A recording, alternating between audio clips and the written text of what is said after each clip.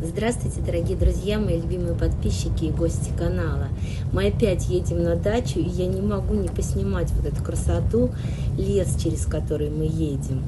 Небо голубое, елки все в снегу. Сегодня минус 15 градусов, холодно, но машина вся скрипит аж от холода. Не знаю, как люди справляются там, где минус 40. Наверное, наша бы не поехала, нашей уже 15 лет, поэтому вряд ли бы она поехала.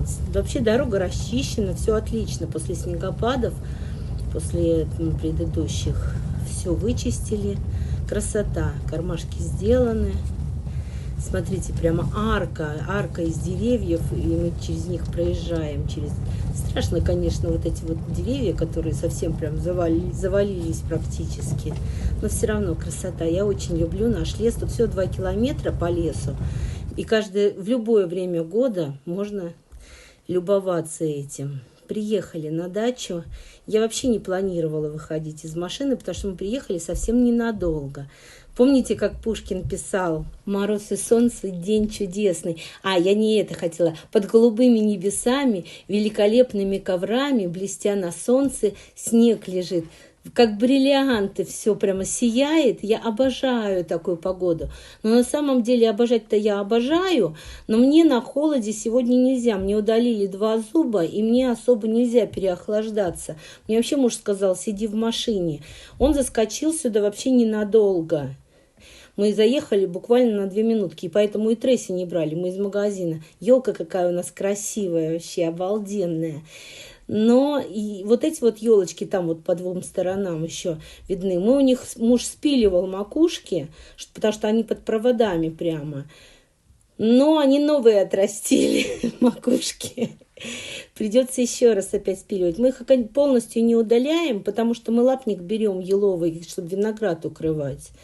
Муж сказал, на 2 минутки нам вообще-то всего лишь надо забрать было одеяло. Он решил, что вот на даче есть огромное одеяло, я не знаю, оно там почти 3-метрового размера.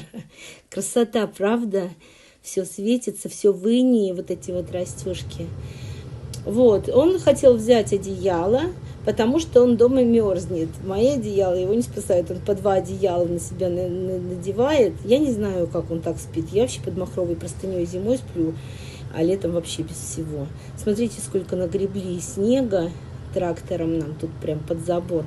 Когда мы покупали участок, тот забор еще был деревянный, и мы тоже было много снега в ту зиму, и вот подгребали вот к этой части забора, и мы прямо на этот сугроб зашли и посмотрели участок. Естественно, зайти мы не смогли, потому что ни калитку не открыть, все под снегом, ничего.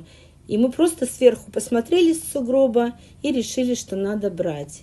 Дымок вон там виден, кто-то здесь живет. Но у нас многие соседи постоянно живут здесь, на даче, или приезжают иногда на каникулы на зимние.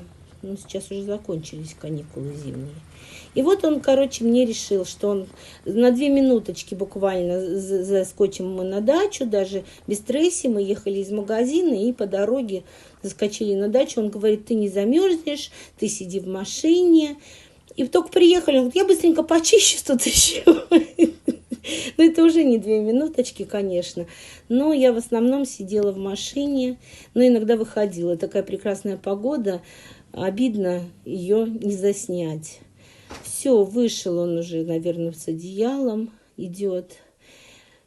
И все, и мы сейчас поедем. Вот одеяло, это плед такой огромный. Он с одной стороны флис, вторая искусственный мех. Муж мой поверил, что ему под ним будет тепло. И все, мы уезжаем через шлагбаум. Коротенькое буквально посещение дачное в хорошую погоду. Если вам понравилось это видео, ставьте лайк, подписывайтесь на мой канал. И огромное спасибо всем, кто досмотрел до конца.